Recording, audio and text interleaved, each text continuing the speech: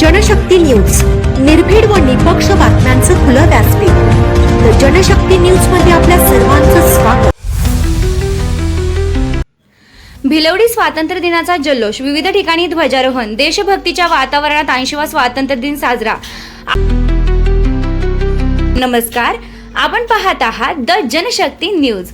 राष्ट्रगीतासाठी प्रसिद्ध असलेल्या सांगली जिल्ह्यातील भिलवडी परिसरात 15 ऑगस्ट स्वातंत्र्य दिन मोठ्या उत्साहात आणि देशभक्तीच्या वातावरणात साजरा करण्यात आला. भिलवडी पोलीस ठाणे, ग्रामपंचायत, व्यापारी संघटना, भिलवडी शिक्षण संस्थेचे secondary school and junior college, प्राथमिक विभाग, पंचशील नगर येथील जिल्हा परिषद प्राथमिक शाळा यांसह विविध शाळा, महाविद्यालये तसेच शासकीय आणि निमशासकीय कार्यालयांमध्ये ध्वजारोहण करण्यात आले. भिलवडी पोलीस ठाण्यातही 80वा स्वातंत्र्य दिन उत्साहात साजरा करण्यात आला. सकाळी पोलीस ठाण्याच्या प्रांगणात सहाय्यक पोलीस निरीक्षक किरण दिडवाग यांच्या हस्ते ध्वजारोहण करण्यात आलं. यावेळी पोलीस अधिकारी, कर्मचारी आणि नागरिक मोठ्या संख्येने उपस्थित होते.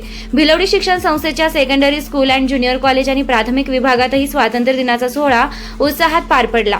संस्थेचे अध्यक्ष व उपाध्यक्ष यांच्या हस्ते ध्वजारोहण करण्यात आलं. यावेळी संस्थेचे संचालक, पदाधिकारी, मुख्याध्यापक, शिक्षक, शिक्षकेतर कर्मचारी, विद्यार्थी आणि पालक मोठ्या संख्येने उपस्थित होते. पंचशील नगर येथील जिल्हा परिषद प्राथमिक शाळेतही स्वातंत्र्य दिन उत्साहात साजरा करण्यात आला. या कार्यक्रमाला प्रमुख पाहुण्या म्हणून भिलवडी ग्रामपंचायतीच्या सरपंच स्वप्नाली रांजणे यांच्यासह अनेक मान्यवर उपस्थित होते.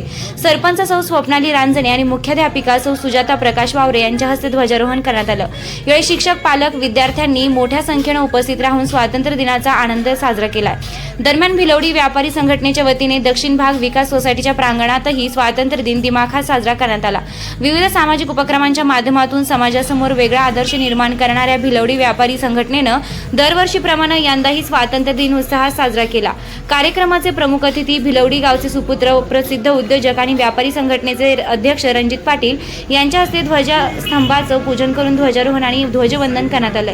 यावेळी माजी सैनिक संघटनेचे पदाधिकारी, व्यापारी संघटनेचे पदाधिकारी व सभासद, व्यापारी तसेच ग्रामस्थ मोठ्या संख्येने उपस्थित होते. स्वातंत्र्य दिनाच्या निमित्तानं संपूर्ण भिलवडी परिसर देशभक्तीच्या रंगात रंगून गेला. जय हिंद, वंदे मातरम. बातमी आवडली असेल तर द जनशक्ती न्यूजला सबस्क्राईब करा, व्हिडिओला लाईक करा आणि ही बातमी आपल्या मित्र नातेवाईकांपर्यंत नक्की शेअर करा.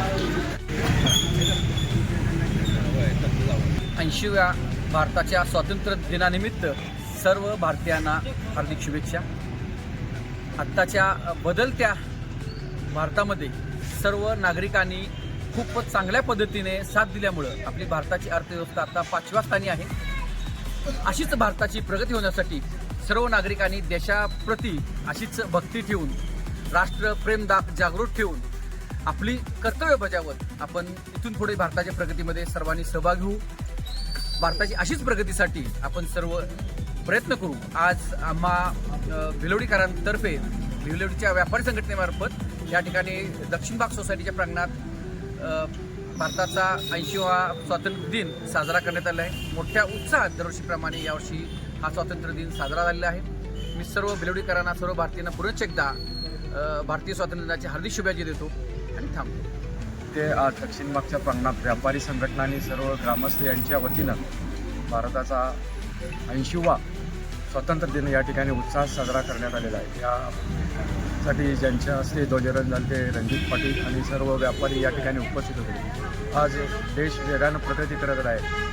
त्यांना 80 वर्षापूर्वी स्वातंत्र्य मिळालेलं आहे आणि त्यानंतरची भारताची प्रगती आज जगात चांगल्या मोठ्या प्रमाणात होत आहे आणि आज संपूर्ण देश भारताच्या प्रगतीकडं अगदी सगळं वेगळ्या नजरेने होत आहे.